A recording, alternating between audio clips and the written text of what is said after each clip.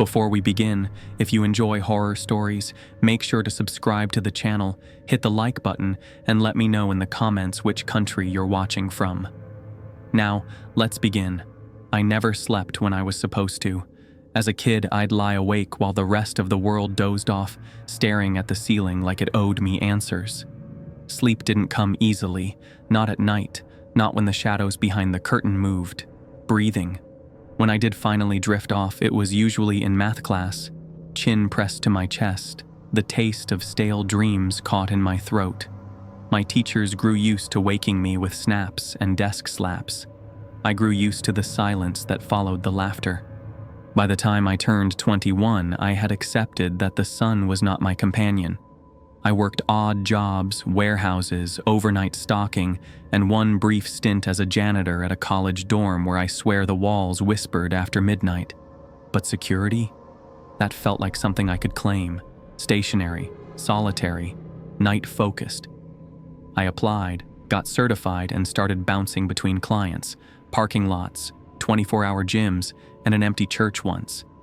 Then came Lyria. My boss, Michael, called it a regional assignment, said it required someone dependable, someone who didn't spook easily. I said yes before he even told me the pay. He smiled like he'd just dodged a bullet. You'll be covering night shifts at Lyria Regional Hospital. Small place, mostly shut down, but they keep a wing open for private reasons. Be there before 10. Don't be late. Lyria was 30 minutes out from my apartment, tucked behind fog-thick trees and roads that curved like they didn't want you to find anything. When I pulled up that first night, the sky was bruise-colored. The building was older than I expected, with a Romanesque style and brick-laid construction, like something that belonged in a post-war photograph. 3 floors, narrow windows, and a stillness that made the parking lot feel like a waiting room for the dead. Inside, the front desk was manned by a woman who looked like she belonged in a black and white film. Polished hair, calm smile. She greeted me like she'd been expecting me her whole life. As I stepped into the lobby, the woman behind the front desk barely glanced up from her monitor. Her fingers were already moving across the keyboard, her expression calm and unreadable, like someone who'd been in this job long enough to stop being surprised. "Security?" she asked, her eyes still glued to the screen. "Yes, ma'am. Jake, I'm a little early," I replied, trying to sound composed. That made her pause. She finally looked up, giving me a brief once-over, not with suspicion, but with a kind of tired familiarity, like she'd seen dozens of guys just like me.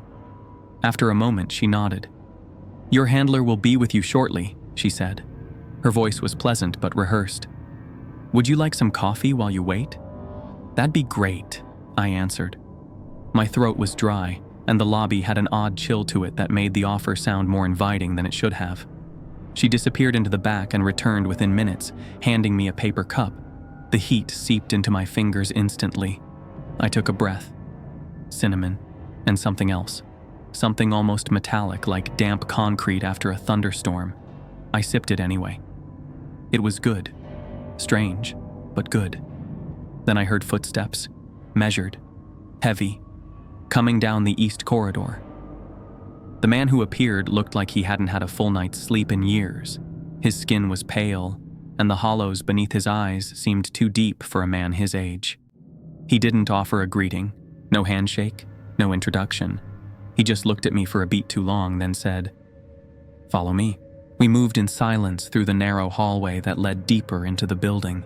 The fluorescent lights above buzzed low and uneven.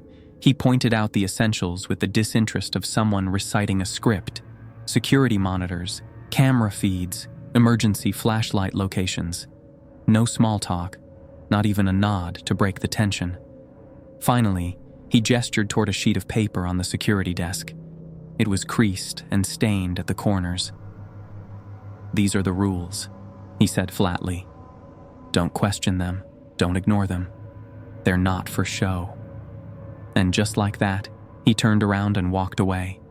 No goodbye, no smile. Just the sound of his footsteps disappearing into the same silence that seemed to haunt every inch of that building. I stood there for a moment, alone now, holding a coffee I didn't want anymore, the rules waiting for me like some ancient ritual carved into modern paper. I sat alone in the small security room, fluorescent lights buzzing like flies. The paper was handwritten, shaky in some lines, ink slightly smudged as if someone had gripped it with sweating hands. I began reading, each line more absurd than the last. Your shift begins at 10 p.m. If you're not in the security room by then, the outer doors lock permanently. That explained Michael's emphasis on punctuality. Still, the idea of being sealed inside or locked out entirely sounded more like a trap than protocol. From 10:15 p.m. to 11 p.m., patrol all floors. If you see anyone, do not make eye contact. Say, "You're late," and change direction. Do not stop walking. This one unsettled me. Why not make eye contact? Why say that exact phrase? There was intention here, ritualistic maybe. A script for something I didn't understand. If the elevator operates on its own at 11:30, count how many floors it descends. Leave the same number of objects outside its doors. Do not investigate further. I frowned. What kind of twisted offering was that? What happens if I leave too few, or too many? If the red emergency light in the ICU blinks, knock 3 times on the door and say, "I can't hear you." Do not open the door. Someone had clearly opened it once before. This felt like a containment rule, like the door was a seal. At 12:45 a.m., a nurse may appear in the cafeteria. She'll ask for coffee. Serve her, but do not let her use your cup. Too specific to be fake, too vague to feel safe. What happens if she does use my cup? If your name is spoken over the hospital intercom, close your eyes. If it's spoken twice, descend to the basement and lock yourself in room 102. That one made me go cold. Why would my name be used at all? Who else even knew I was here? When it rains, all windows will open. Leave them. Do not speak to the voices that follow. Voices, plural. So someone or something would be outside, trying to be let in. If security cameras cut out, do not hide. Do not run. Close your eyes until the feed returns. I hated that one the most.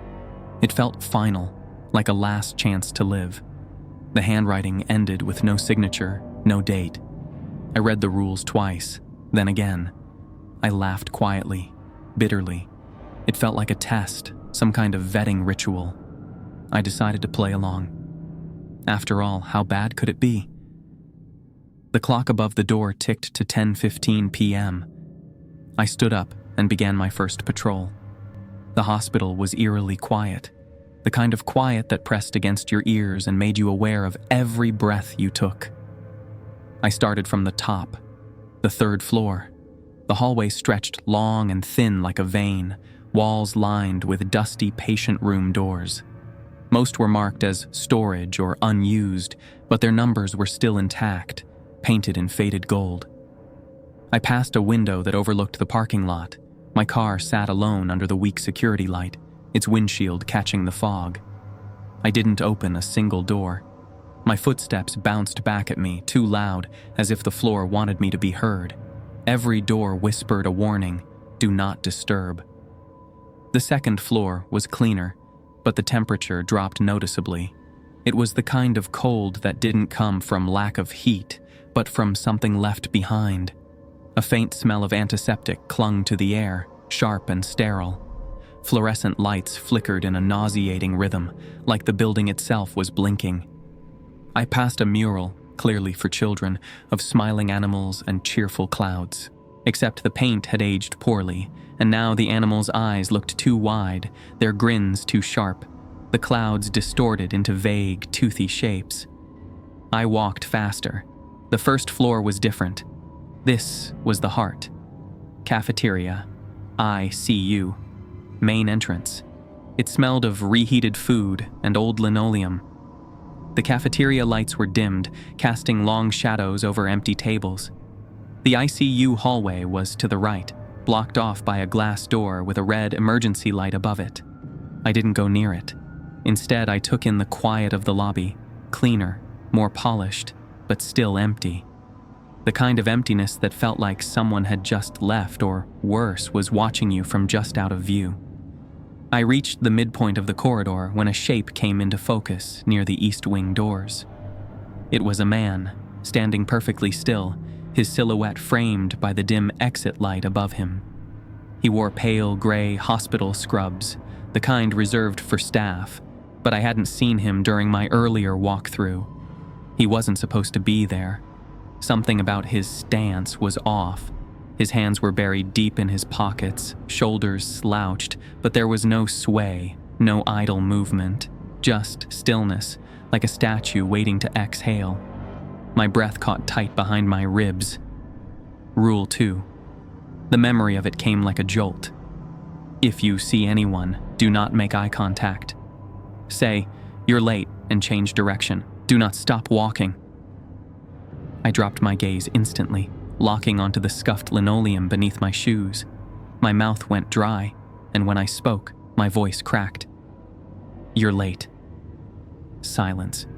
He remained completely still.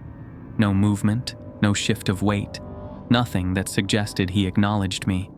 Yet I could feel his gaze settle on me with unsettling precision. It was like stepping into the wrong scene of a play, and he was simply waiting for his cue. I edged sideways, sliding 1 foot at a time across the linoleum floor, each step deliberate and measured. I avoided raising my head. My instincts flared, every nerve urging me to run, but the rule tethered me to calmness. I sensed a shift, subtle but certain. A slight pivot in his posture confirmed what I already feared. His eyes were locked on me, tracking me across the corridor. The sensation wasn't heat, but pressure, like static tightening around my skin. "You shouldn't be here," I whispered, more to the air around me than to the figure. It was a hollow incantation, a plea for the universe to reset. There was no reply, only the faint hum of the fluorescent lights, and the pounding of my heart grew so loud it eclipsed the silence. I made it to the corner. One final sidestep and I was behind the ICU wing wall. I paused, pressed against the cold surface, and risked a glance back. He was gone. Just like that.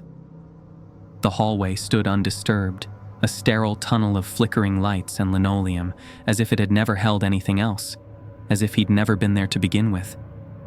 I lingered, half expecting to hear footsteps, a cough, even a whisper. But there was nothing. Just the hum, just my pulse. Eventually I moved again, slower this time, more cautious. Every sound exaggerated in the vacuum of silence. Back in the security room, I closed the door behind me and locked it with shaking fingers. I pressed my back to the cool metal, my breath still shallow. The wall clock ticked. 11:01 p.m. My patrol was done. I sat down heavily, hands trembling, trying to convince myself it was over, that whatever I'd seen wasn't real. But the rules didn't lie. I reread Rule 2. It stuck with me now in a different way. That line, "Say, you're late." It wasn't just a command. It was a ritual, a warding phrase, as if the words themselves held power. But why that line? Who were these wandering people supposed to be? Staff who never clocked out, patients who were never got discharged, or dreams that forgot where they ended. I leaned back in the chair, thoughts unspooling. Maybe these figures were just echoes, the residue of all the people who passed through this place. Maybe it was the night playing tricks on my half-awake brain. I hadn't slept properly in days, weeks even. Maybe this was just the price of exhaustion. But the rules didn't feel like dream logic. They weren't surreal. They were precise, sharp, practical in a way nightmares never were. That made them worse. There was a particular silence in that room, a silence that seemed to hang in the air with intent, as if the space itself waited for something to happen. I had been back from my patrol for several minutes, yet the unease hadn't left me. It sat in my chest like a second heartbeat, dull and slow, but steady. The temperature hadn't plummeted, but there was something colder now. Not the kind that makes your breath fog, but the kind that makes your thoughts feel heavy and your hands feel far away. I watched the monitors with a blank stare, my coffee long since cooled. Every sip tasted flat, like it had been filtered through old metal and long nights. I wasn't sure if the bitterness came from the drink or me. The elevator rule had been scratching at the back of my mind all evening. Rule 3. It felt like the kind of instruction written not to prevent an incident, but to acknowledge one.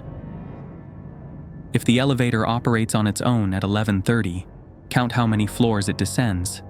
Leave the same number of objects outside its doors. Do not investigate further. There was a quiet certainty in its phrasing that unsettled me. Whoever wrote it didn't just believe in what could happen. They had seen it, lived it, maybe even failed to follow it once. Now it was my turn to wait. I didn't wait in the security room. Instead, I stood, stretched, and stepped into the hall. The elevator was positioned just around the bend near the ICU wing, its silver doors closed, silent, waiting. My footsteps echoed against the linoleum as I approached. The overhead lights flickered in lazy rhythm, not quite broken but certainly not healthy. I stood in front of the doors and waited. The seconds passed slowly. The digital clock above the elevator ticked toward 11:30. I stared at the doors, half expecting to hear them slide open unprompted, revealing some unseen passenger.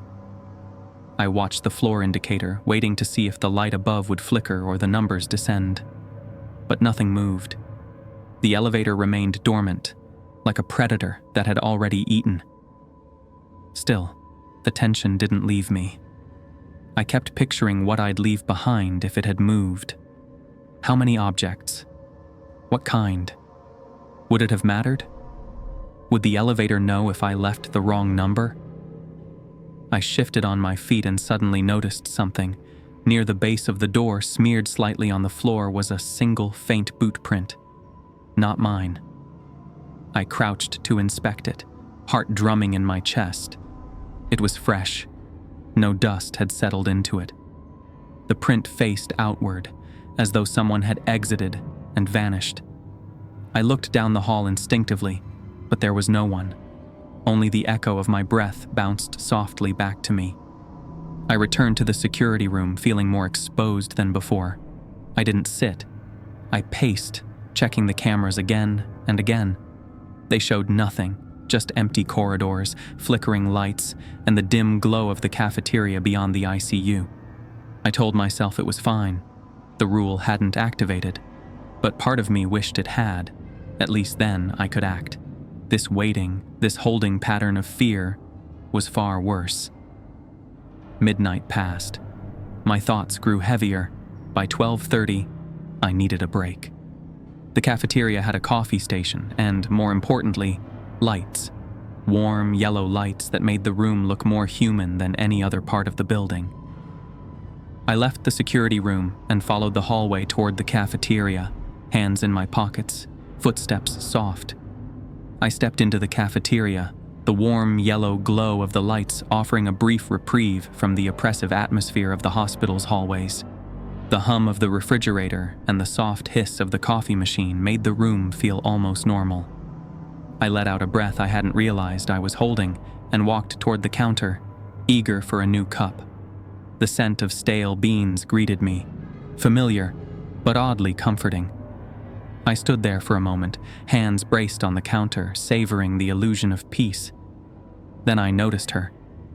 She was sitting at the far end of the room, perfectly still, as though she'd been there the entire time. There was no sound of the door opening, no echo of footsteps approaching.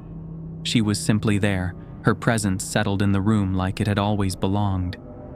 Her nurse's uniform was clean but old-fashioned, starched white fabric, a small red cross embroidered near the collar. Her posture was perfect, hands folded on the table. She looked up with a faint, practiced smile, like someone accustomed to waiting, as if she'd been expecting me all along. "Would you mind getting me a cup?" she asked.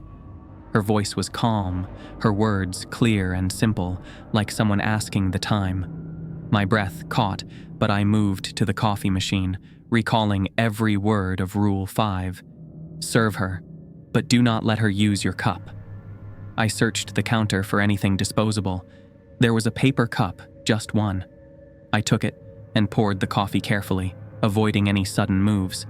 When I returned and placed the cup before her, she reached not for the paper one, but toward the porcelain mug I had left closer to the edge. Her delicate fingers grazed the ceramic, and before she could lift it, I instinctively pulled it away, my movements faster than I intended.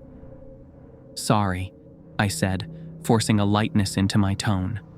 I'm a little under the weather, and I've already drunk from this one. Yours is the paper cup. I nudged it toward her gently.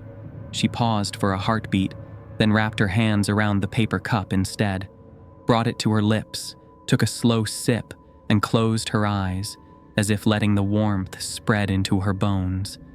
Then she looked at me. Thank you, Jake. The cup in my hand trembled slightly. She knew my name. I didn't reply. I simply nodded, turned, and walked out of the cafeteria without looking back. Every step away from her felt heavier than the last. When I reached the hallway again, I paused to look at the camera feed on the tablet clipped to my belt. The cafeteria camera showed nothing. The table was empty. The coffee cup was gone. Only the chairs remained, scattered beneath flickering lights that buzzed faintly overhead. My throat tightened. I walked faster, not quite running, but close. Back in the security room, I locked the door and sank into the chair. The camera feeds blinked steadily, as they had all night. I leaned forward, staring at the cafeteria angle, hitting replay on the last hour. The footage played back frame by frame, each second dragging along like it weighed something. The cafeteria appeared exactly as I had left it. Silent, dim, too still.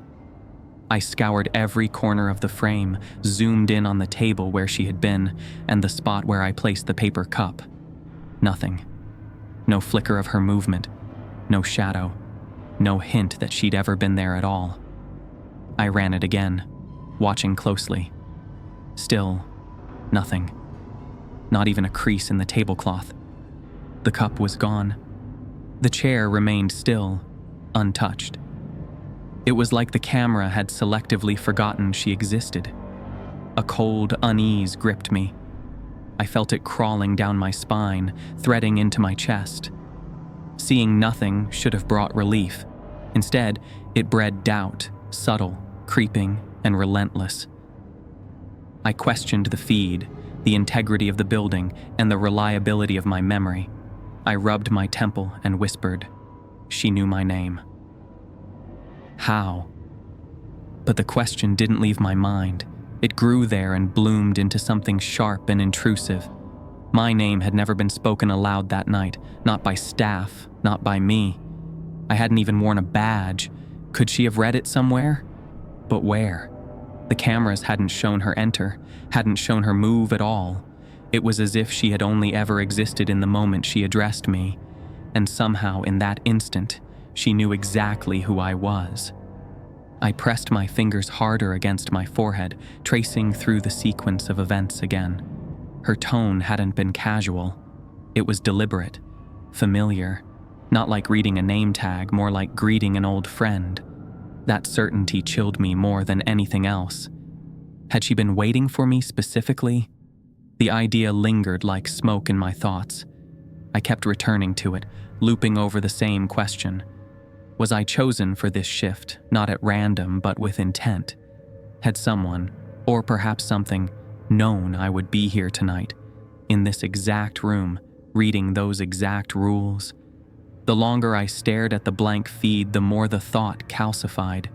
The more I felt like a pawn, the more I was moved precisely into place. And if she could know that, if she had that kind of knowledge, then what else did she know? How deep did this knowledge go? Was she watching now? Listening? A bitter laugh slipped out before I could stop it. Whoever wrote these rules, I'd like to have a cup of coffee with them someday. The words hadn't even faded from my lips before every monitor went dark. Darkness flooded the security feeds. a perfect blackness that swallowed the walls of the building one screen at a time. Then came the hum, low, electrical, like wires struggling to carry something too heavy. It pulsed once through the floor, then silence. Rule 8 burned into my memory. If security cameras cut out, do not hide, do not run. Close your eyes until the feed returns. I leaned back in the chair, letting the weight of those words settle over me. My hands curled into fists against the armrests, gripping tightly as if clinging to something real. Then, slowly, I closed my eyes. The silence that followed felt absolute. Not the natural kind, but a hollow, imposed quiet, like the room itself had been vacuum sealed. I could no longer hear the faint buzz of electricity or the hum of distant machines. The air felt still, too still, as if the building held its breath alongside me. And in that stillness, something shifted. It began with a soft scrape, like fabric dragging lightly over concrete. Then a tapping followed, gentle, evenly spaced, unnervingly precise. I sat frozen, listening, breath shallow, every muscle locked in place. Soon, the tapping evolved into something else, a rustling, rapid and scattered like shoes scuffing across tile. Then voices began to rise, indistinct and overlapping, not quite whispers, not quite shouts. It sounded like a crowd moving through the corridor, dozens of feet rushing, dozens of mouths murmuring all at once. None of the words made sense. The sounds folded over one another, overlapping and incomprehensible. It was a conversation, or perhaps an argument, but I couldn't catch a single coherent thought. It felt like being on the wrong side of a wall, the voices pressing against it, trying to bleed through. Then the shouting escalated. The murmurs turned into cries. Something primal slipped into their tone. Panic, desperation, or rage, and just as quickly as they had risen, the voices twisted into screams, high-pitched, terrified, human, the kind that rip through your chest and make your body instinctively want to run. Yet I didn't move. I couldn't. The screams echoed and collided in the hallway outside. I could picture them, bodies darting in every direction, unseen faces contorted in horror. Still, I kept my eyes closed. Still I sat. I focused on my breathing, slow, deliberate, in through the nose, out through the mouth. I counted to 5 with each breath, trying to anchor myself in the repetition.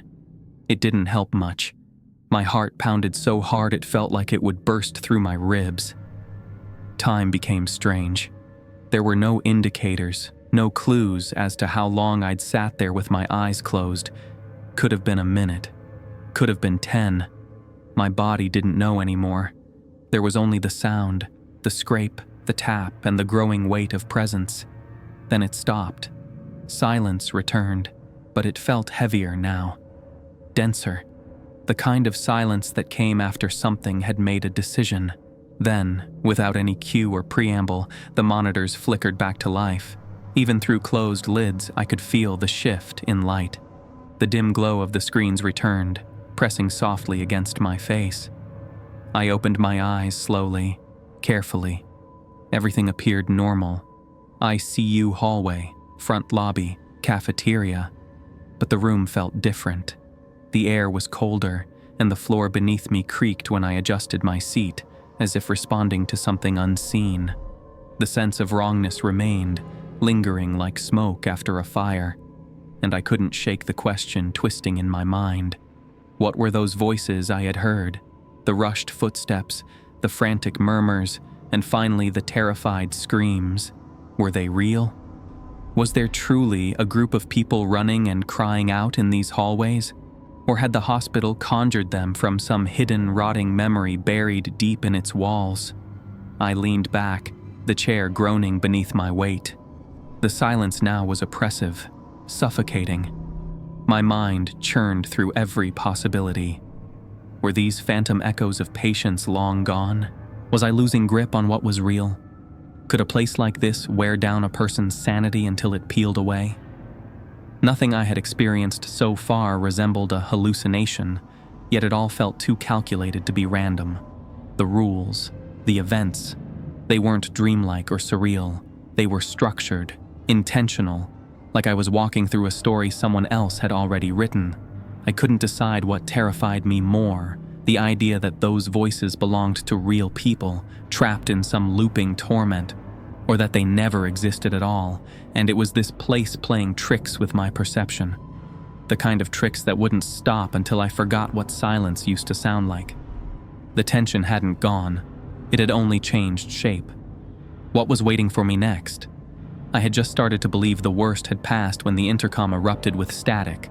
The sound sliced through the room like a blade and I jolted upright.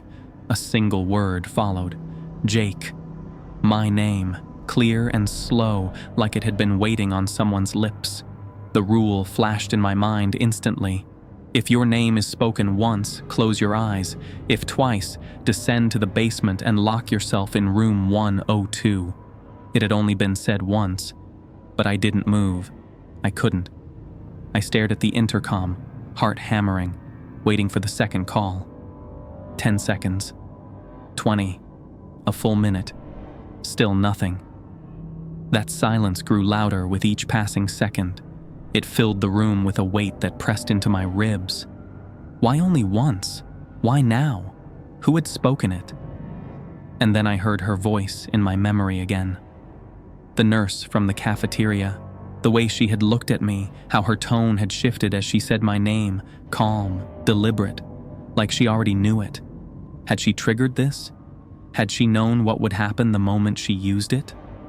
I sat in the chair, fully alert, unable to rest. My eyes stayed locked on the intercom for the remainder of the night, anticipating the second call that never came. Morning came, but the sense of clarity it should have brought was nowhere to be found. I woke up late in the afternoon, sunlight pouring through the blinds of my bedroom window in pale strips that warmed nothing. Sleep had been shallow, haunted by fragmented memories of running feet and screaming voices. I didn't dream, I remembered, and remembering felt worse. Still, I got up, showered, and dressed. My uniform felt tighter than usual, as if the fabric itself had soaked up some of the hospital's tension. When I looked in the mirror, I expected to see someone else staring back, someone older, worn down. But it was still me, just more tired. The drive to the hospital was quiet. Too quiet.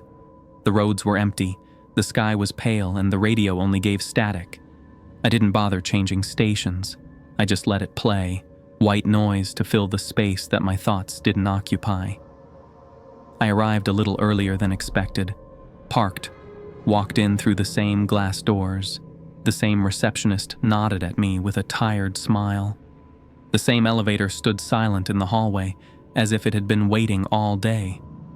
Back in the security room, I found the familiar sheets, the rules, still where I left them. I ran my eyes over them again, as if hoping a new one had magically appeared to explain things better. No luck. My shift started at 10. As always, I prepared for my patrol. Rule 2 was clear. From 10:15 to 11 p.m., patrol the hospital. If you see someone say, "You're late," then ask them to leave. At 10:15 sharp, I began my rounds. The rule echoed in my mind, as did the memory of the man from last night. His face was burned into my thoughts, those eyes full of dread, that voice rising into madness. I hadn't forgotten a word of what he said. He'd seemed less like a person and more like a warning stitched into flesh. This time, I moved more slowly. My steps echoed down the corridors with a rhythm that reminded me I was alone, or supposed to be. Each creak of the floor or distant hiss of a vent made my shoulders tense. I checked each hallway more carefully, not just for intruders but for anything out of place, anything breathing when it shouldn't be. On the second floor, as I turned into one of the side corridors, I noticed a man standing still near an exit. I sighed, already tired of seeing someone new during every patrol. It was starting to feel like the exception was when the hallways were empty. He wore a wrinkled coat and an old visitor's badge that barely clung to the edge of his lapel. His posture was slumped, but something about his presence was alert, coiled, as if he, too, expected something to go wrong.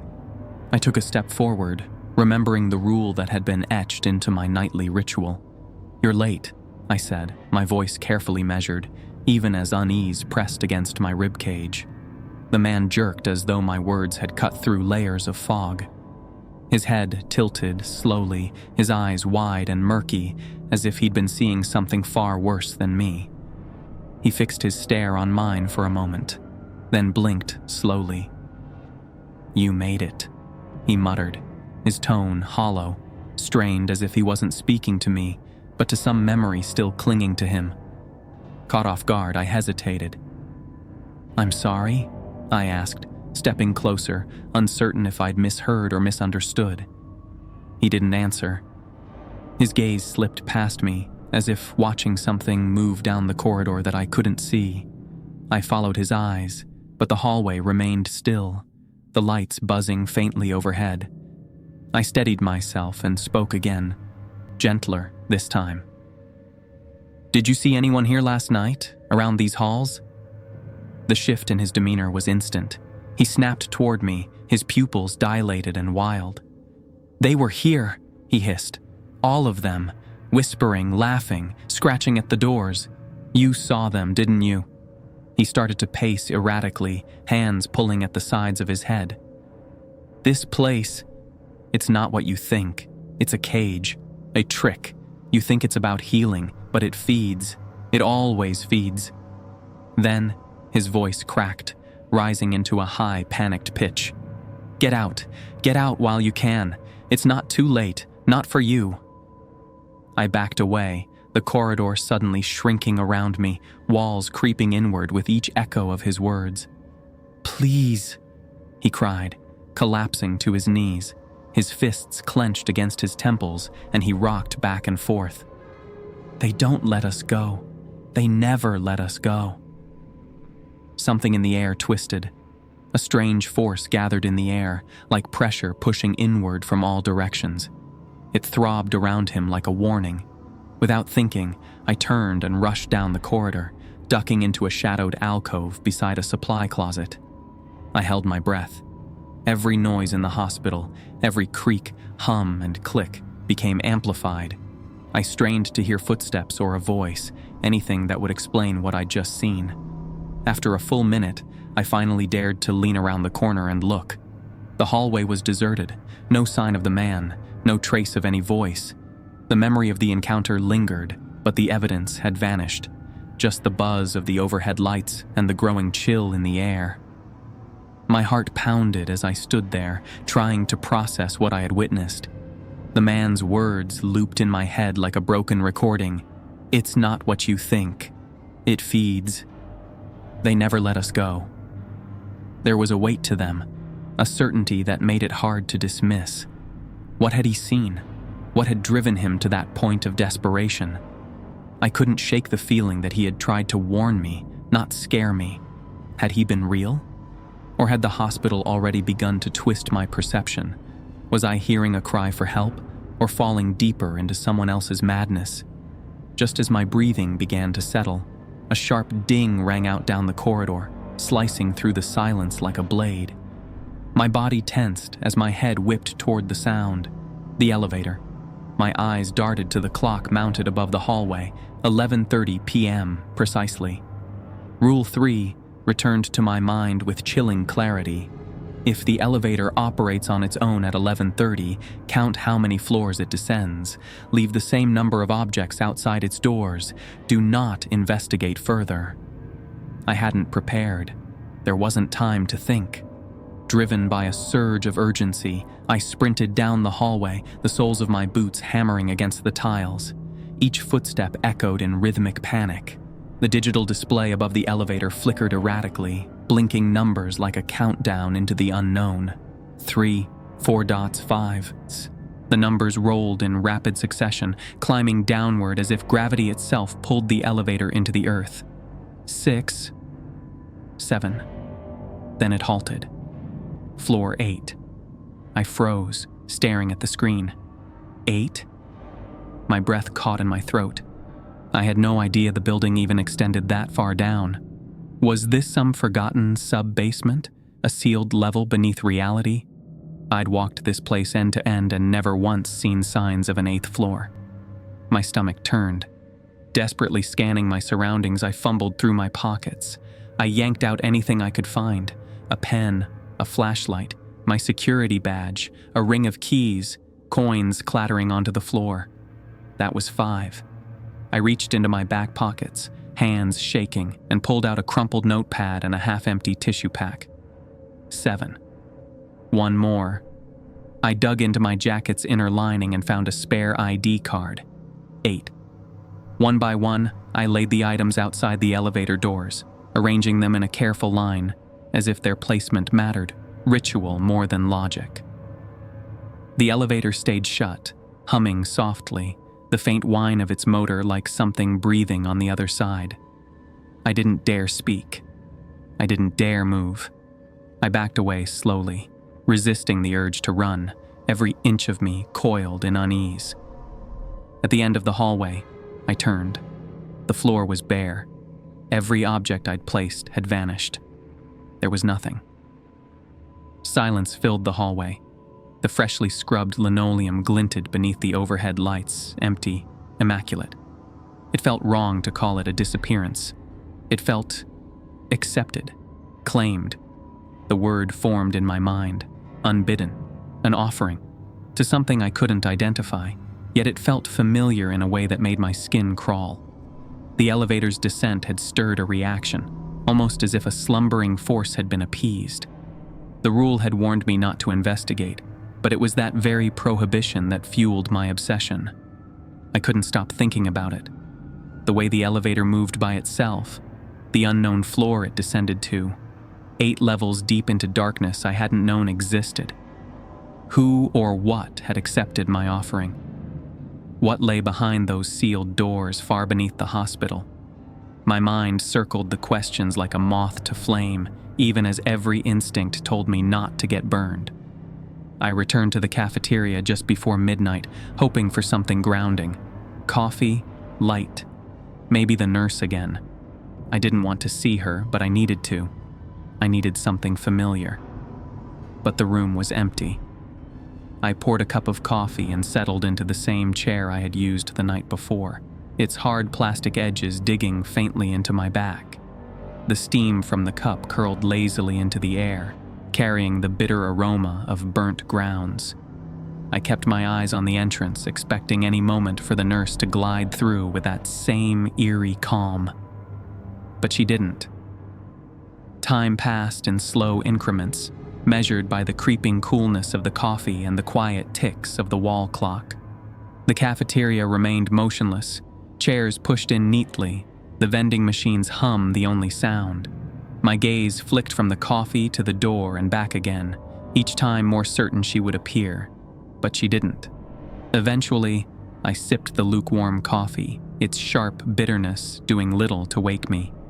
The stillness was almost oppressive, and the absence of her presence, the one I'd come here both dreading and needing, pressed down like a silence I couldn't break. I drank in silence, feeling the caffeine do nothing. Just as I took another sip, something flickered in my peripheral vision, a brief pulse that didn't belong to the cafeteria's sterile lighting. My head snapped toward the corridor, and there it was, a red light blinking steadily outside the ICU. It wasn't a flicker from a faulty bulb. This was deliberate, rhythmic, urgent. A cold wave surged through my chest. I set my coffee down with a clatter that echoed far too loudly in the silence. My legs moved on instinct, rising before my mind could finish forming the thought. Rule 4. If the red emergency light in the ICU blinks, knock 3 times on the door and say, "I can't hear you." Do not open the door. The words rang out in my memory like an alarm bell, and each repetition drove my anxiety higher. I stepped into the hallway, my pulse quickening to match the light's strobe. The walk to the ICU felt longer than it should have, the tiled floor stretching beneath my feet like a bad dream. When I reached the door, The red light glared above it like a warning sign carved in blood. My hand hesitated mid-air. What was waiting on the other side? Who or what wanted to be heard? My fingers finally curled into a fist. I knocked. 1, 2, 3. Each knock landed heavy against the ICU door, each sound thudding into the quiet with unsettling weight. The hallway devoured the echoes, leaving a silence far thicker than before, as if the hospital itself was holding its breath. I swallowed, forcing the words out. "I can't hear you." They left my mouth dry and trembling, but I made sure they were clear, just like the rule demanded. The red light continued to blink in a steady pulse above the door, painting the walls in rhythmic flashes of crimson. The longer I stood there, the more I felt the pressure, like a presence on the other side of that reinforced door was responding with a focused presence that defied sound.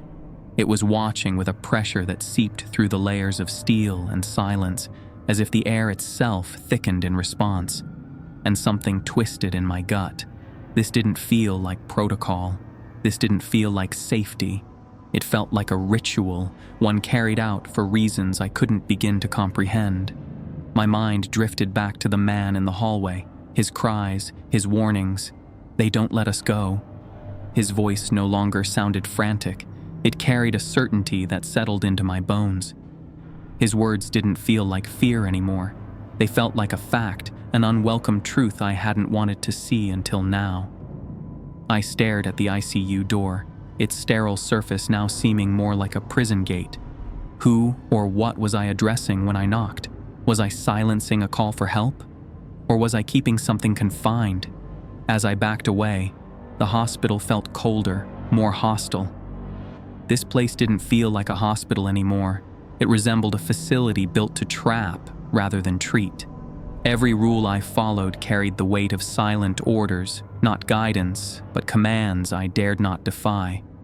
I was no longer just a night guard. I was becoming a warden, a cog in a system designed to suppress, to contain.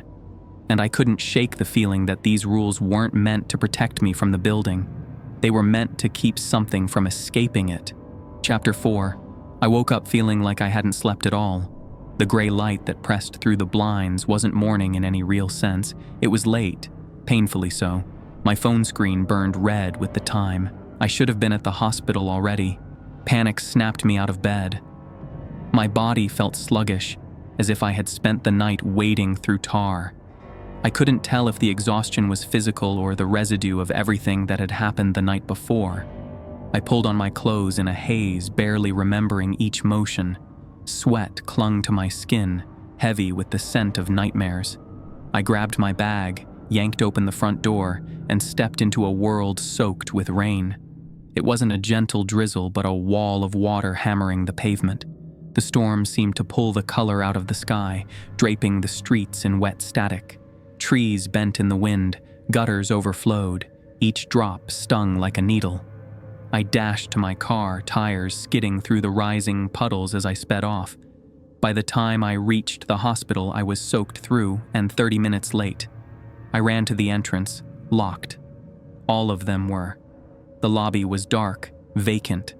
I banged on the glass, peered through for movement, for anything, nothing, just rain and the overwhelming sense that I wasn't supposed to be here now, not like this. Then it happened. The sharp, unmistakable sound of dozens of windows creaking open in unison echoed through the storm.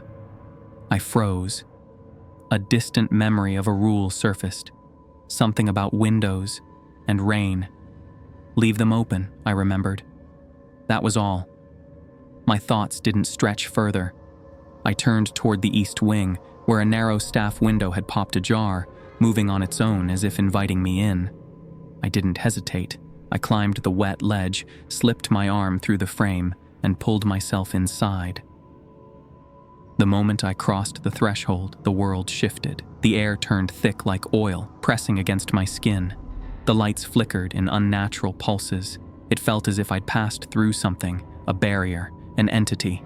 My skin erupted in goosebumps as a chill settled deep in my bones. Inside, the hospital was unrecognizable. The fluorescent lights overhead flickered in erratic patterns, casting long, warped shadows that clung to the corners of the hall like living things. The walls, once a dull, sterile white, had taken on a grayish tone as though the color had been drained from them by something unseen.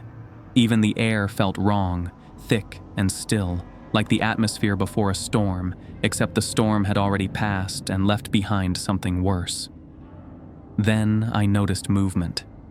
Figures began to emerge from the dim corridors ahead, drifting without sound. They resembled people, yet moved like projections off a broken screen, glitching slightly with each step, their outlines warping and reforming like mist caught in a breeze. Their features were blurred, their eyes reduced to soft, glowing impressions. I couldn't tell how many there were, but they didn't feel like a crowd. More like fragments of something once whole, now splintered and scattered across this hollowed space. They floated inches above the floor, their movements unhurried, but purposeful. Though they made no noise, I felt the weight of their presence press against my chest with invisible force. I stood frozen, caught between fear and fascination, every instinct in my body urging me to retreat, while something deeper kept me rooted in place. A question formed in the back of my mind, slowly surfacing, growing louder with each second. Were these the ones I had heard the night before? The echoing footsteps, the frantic voices in the corridors, were they moving through this same fog, caught between worlds? Or were these the ones who came in with the rain? My thoughts tangled as I remembered the window rule. Leave them open. That was all I had remembered. But there had been more, hadn't there? Then, one of them turned, slowly, deliberately, and spoke. Jack. The name slipped through the air like a whisper and a thunderclap at once. My breath caught in my throat, every muscle locking in place. I knew the rule. I had read it. I had recited it to myself. Don't speak to them. Don't answer. But I did. What is this place? Their forms, once ethereal and hesitant, surged forward, drifting with renewed purpose. As they moved, their voices blended into one another, forming 3, maybe 4 tones that intertwined like a distorted choir. The sound vibrated in my chest. You see it now, don't you?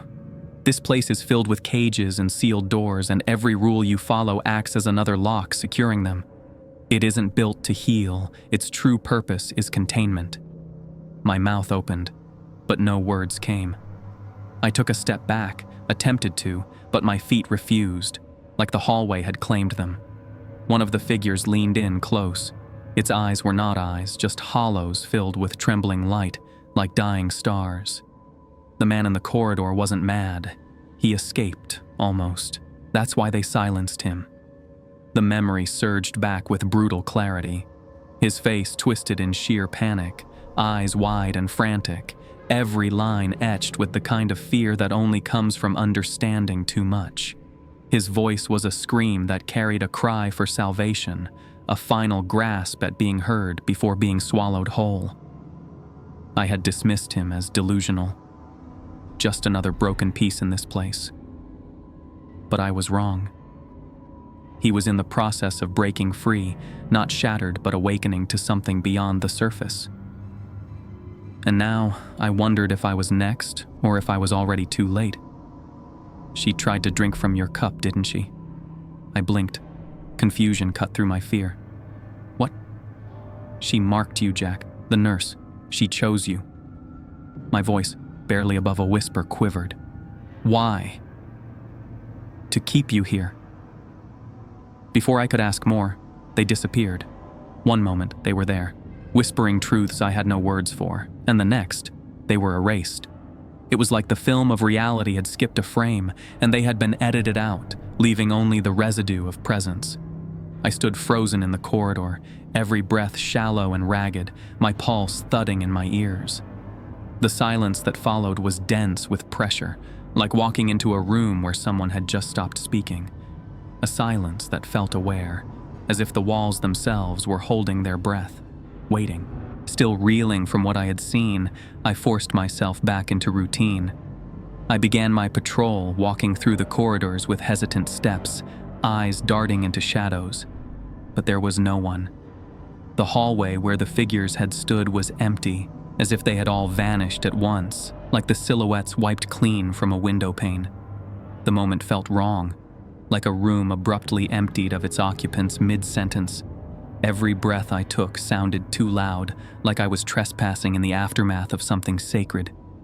The silence was complete, unnatural, like the building itself had been waiting for their exit before sealing shut again. That silence carved itself into my thoughts, seeping into the corners of my mind and refusing to leave. I needed clarity, something tangible to anchor myself against the escalating unreality of this place. So I made my way to the administrative floor, the records room. The air grew thicker as I climbed the stairwell, a heaviness pressing down on my shoulders like unseen hands. When I reached the door labeled records, I hesitated. What was I really hoping to find in a room full of paper and dust? Answers? Maybe. Or at least a pattern, something to make sense of the chaos. The room greeted me with the stale breath of forgotten time. Dust lay thick on every surface, motes dancing in the thin shafts of light seeping through the cracked blinds. Folders loomed from every shelf, stacked in disorganized towers that leaned like tombstones ready to fall. I began pulling drawers, flipping through yellowed pages, rustling through reports that seemed decades old. Incident logs detailed unexplained events, such as equipment failure, missing patients, and unresponsive staff. Each file felt heavier than the last, weighed down by secrets too long buried. Then I saw her name, over and over again, across multiple departments, spanning years. Nurse Hallie, cited for misconduct, reprimanded for inappropriate behavior, accused of neglect and even abuse, but never terminated, always reassigned, always during night shifts, always present during the hours when things seemed to go wrong. A cold shiver rippled down my spine. My fingers trembled as they traced her name. I remembered her voice, soft and measured. I remembered her eyes, too calm. Her smile, that polite, practiced curve of the lips. I remembered how she had asked for coffee, and I remembered how I gave it to her. Then the intercom buzzed. Jack. The voice echoed through the hallway, mechanical and cold. I froze mid-step. My name, spoken clearly, unmistakably. My pulse skipped. I stood there, waiting, hoping it was over. Then it came again. Jack. The second utterance hit me like a jolt. Panic surged through me. I didn't think. I ran. The corridor warped around me as I sprinted, lights flickering above. My feet pounded the floor, each step louder than the last. My only thought. Room 102. I rounded the final corner, nearly slipping, and grabbed the handle. My palm was slick with sweat. I yanked the door open and flung myself inside, slamming it behind me. Darkness. The room wasn't like any other in the hospital. It was small, the air stale and unmoving.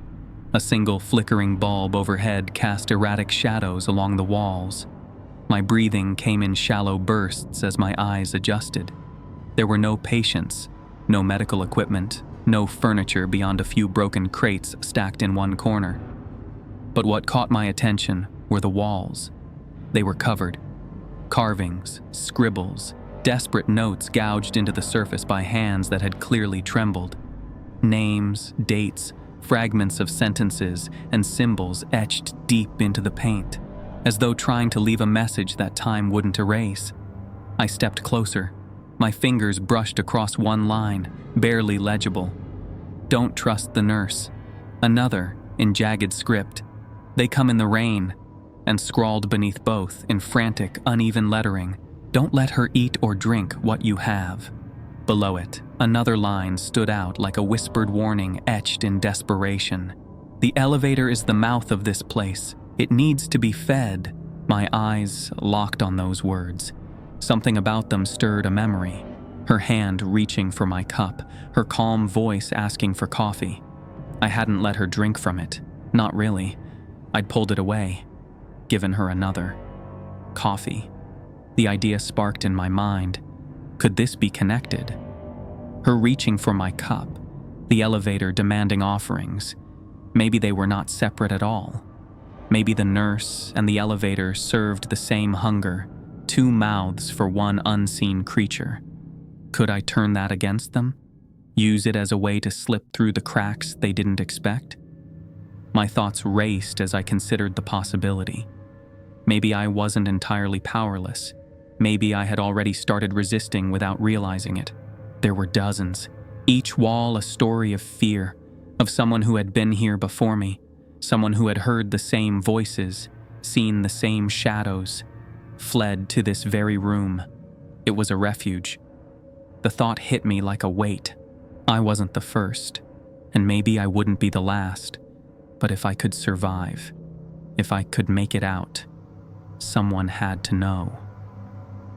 The intercom fell silent, and in that sudden quiet, crouched against the wall between warnings and scratched names, a new thought formed.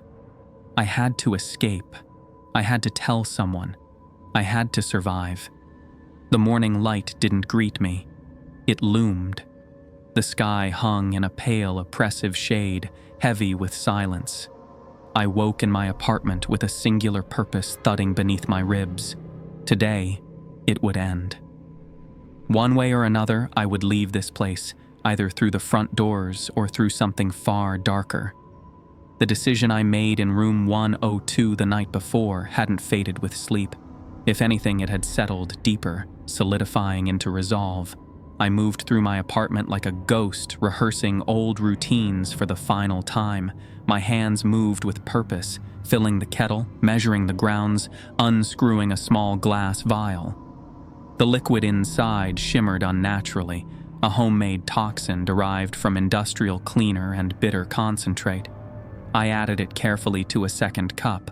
The decoy, the one meant for her, the nurse, the thing that smiled and asked for coffee in a voice too measured, too calm. This time, the cup would answer her. When the brew was done, I placed the poisoned cup in a sealed thermos marked subtly with a red line. The real coffee, untouched, went into my black tumbler. 2 drinks. 1 truth, 1 lie. Then I moved to the closet where I had stored the components for something far more violent. The device was crude but effective. A pressure-activated explosive, small enough to fit inside a maintenance box, but powerful enough to disrupt the lower mechanical systems of the hospital. It was built to destroy.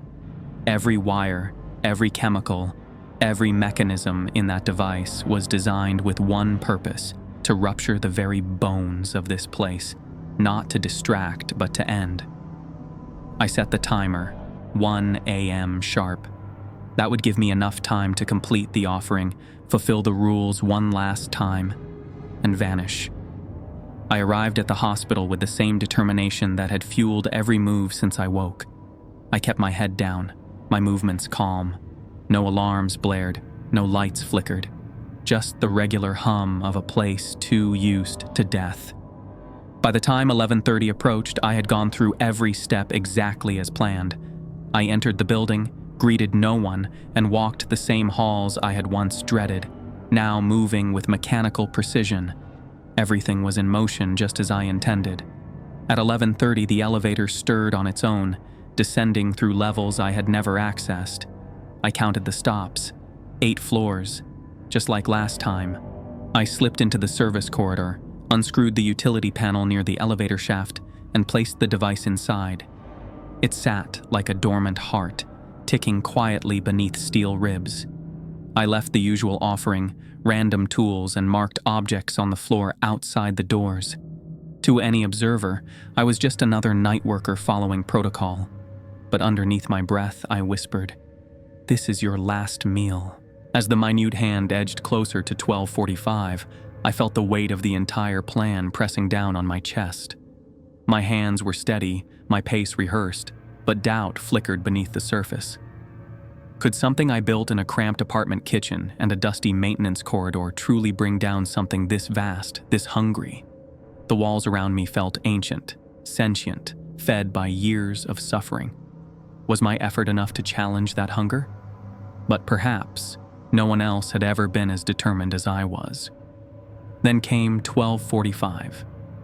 I was already in the cafeteria, seated near the counter, both cups before me.